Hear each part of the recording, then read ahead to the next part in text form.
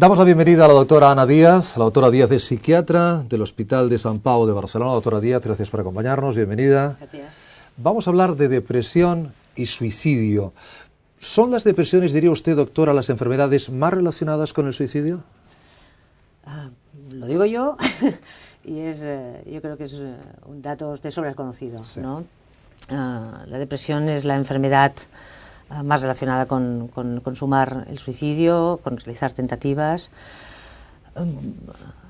Es una enfermedad frecuente en la población. 15% de personas en la población general van a sufrir depresión a lo largo de su vida. Y de estas, alrededor del 5% van a consumar el suicidio.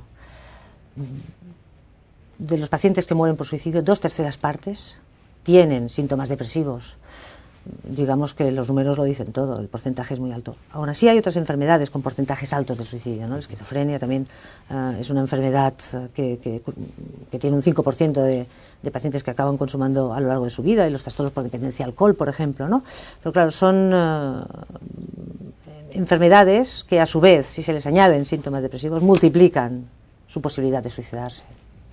Diría usted, sobre todo pensando en ese médico de atención primaria que sabe que tiene frente de él una persona depresiva o depresiva, que vigile que pueda haber un suicidio latente. Mira, ¿o eso es muy complicado de ver? La intervención que pueda tener el médico de cabecera, el médico de primaria, el médico de familia, sí, es fundamental. No hay programa de prevención del suicidio que se haya llevado a cabo en ningún país en el cual, y que haya tenido éxito en la prevención, o sea, en la reducción de cifras de muertos por suicidio en una población concreta, que no haya pasado por formación en la detección de las enfermedades depresivas y por tanto, detectadas a tiempo, tratadas a tiempo, pueden evitar que muchos de ellos lleguen a consumar. Claro. Te digo, es fundamental, básico. También es fundamental hacer la anamnesis, el historial personal y familiar. Y tener tiempo de hablar con los pacientes. Eso es lo más complicado. Yo entiendo, los médicos de cabecera tienen 3 minutos. Es que hay que hablar con los pacientes, hablar con sus familias, interesarse, qué hacen, qué dejan de hacer, si tienen problemas, si no los dejan de tener. Necesitas tiempo. Por lo que usted, en su experiencia, doctora Díaz, ¿el suicidio es hereditario? Pues me gusta que me hagas esta pregunta. Si bien los trastornos depresivos tienen un componente hereditario, el suicidio por sí mismo, y dado que se da en otros diagnósticos psiquiátricos, también tiene un componente hereditario. Esto se sabe por estudios que se han hecho en familias, con gemelos, con mellizos, con adopciones. Vamos a ver. Tenemos familias de depresivos que se suicidan. ¿Todos? Y tenemos varios miembros. Y familias de depresivos también graves que no se suicidan ningún miembro. O sea, algo de particular o de diferente. Gen de suicidio. Se busca, tenemos, hay estudios que apuntan hacia el gen que codifica para el transportador de la serotonina, para enzimas que están en la síntesis o en la fabricación de un neurotransmisor fundamental, que es la serotonina en el cerebro. Sí. Apuntan, todavía no hay nada concluyente, ni nada que se pueda usar en clínica. No podemos estar mirando los genes a los pacientes cuando vienen a la consulta, pero es cuestión de tiempo. Como en las otras especialidades, se buscan los genes que están detrás de la predisposición de las personas a sufrir enfermedades. Pues estas también. Hombre, yo no sé si el paciente dice, no, mi padre murió, y cuando le preguntan de qué murió, yo no sé si mucha gente, si la causa del fallecimiento fue un suicidio. El tabú sigue siendo un problema. Lo relata, sí, o es un tabú, ¿verdad? Sigue siendo un problema, no, la gente estas cosas no las suele decir, Es un problema, ¿eh? Edad y sexo, a veces muy importante en otras patologías. ¿En esta del suicidio lo es? Pues sí, tiene bastante que ver. Fíjate, los trastornos depresivos son el doble de frecuentes en las mujeres. En cambio, se suicidan más los hombres. Y me dirás, ¿y cómo? Bien, la cosa pasa seguramente por el hecho fundamental de que los hombres utilizan métodos más contundentes. Armas de fuego, precipitarse de alturas, de un octavo piso, de un quinto piso, tirarse al metro. Son métodos que requieren seguramente pues, o más fuerza, más impulsividad, más valor, pero los hombres consuman más. Las mujeres hacen más intentos de suicidio, muchos de ellos graves, pero claro, las intoxicaciones medicamentosas en la actualidad y con los tratamientos médicos que se dispone hoy día, son fáciles, bueno, fáciles. Se pueden revertir, puedes sobrevivir a una intoxicación importante de fármacos, ¿no? Es más difícil sobrevivir a un disparo. También hay más hombres que disponen de armas. ¿De acuerdo? Y en cuanto a la edad, pues mira, la mayor parte de los pacientes que se suicidan están en la franja de edad de los más ancianos. A partir de los 75 años se dispara de una manera exponencial. ¿Por qué? Pues porque yo creo que se interaccionan varios factores ahí. Te vas haciendo mayor, vas perdiendo amigos, familiares, incluso a tu cónyuge. Aparecen enfermedades que duelen, que son incapacitantes, que ves que ya no te vales por ti mismo. Esto facilita para la aparición de síntomas depresivos. Y ya lo tienes, ¿eh? Están solos, les duele, están incapacitados y encima están deprimidos. La población que más. De todas formas nos preocupa mucho la población más joven, ¿no? De los 15 a los 35 años, fíjate, con las campañas que hay de prevención de los accidentes de tráfico, que ha disminuido bastante, y hay que felicitar por estas campañas que lo consiguen, hacen que el suicidio en esa franja de edad sea la segunda causa de muerte. La segunda causa de muerte. Sí. Es preocupante, porque claro, son personas jóvenes, es posiblemente el suicidio que menos se entiende, ¿sabes? El de las personas jóvenes. Primero, y ahí está. Primero la carretera y luego el suicidio. En cambio se habla mucho de la carretera, lo digo a nivel de población general, ¿eh? Y se habla muy poco de suicidio.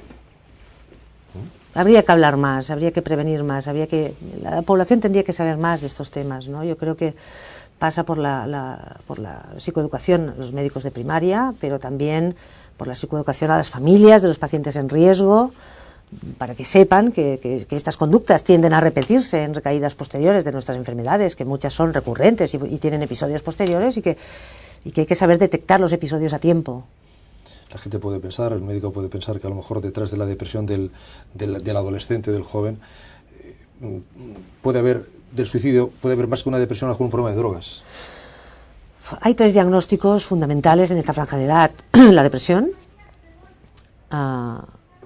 los trastornos de la personalidad, sí, y los consumos de tóxicos. Cuando tenemos más de un factor, ya ahí el riesgo se multiplica. ¿Y hay tratamientos, doctora Díaz, que sean eficaces, o al menos que intenten ser eficaces, tanto para la depresión como foco previo al suicidio y por ende para el suicidio? ¿Hay tratamientos eficaces? Sí, tenemos tratamientos eficaces para la depresión y para otras enfermedades psiquiátricas que conllevan un alto porcentaje de suicidio. Hubo una controversia hace unos años, lo comentaba ahora con tu compañera, de que había algunos antidepresivos que podían producir un aumento, ¿sabes?, de las ideas suicidas y del suicidio. Hubo un periodo de tiempo en que esto, pues bueno, incluso algunos antidepresivos estuvieron ahí, no se retiraron, pero estuvieron un poco ahí a la expectativa de qué pasaba, ¿no?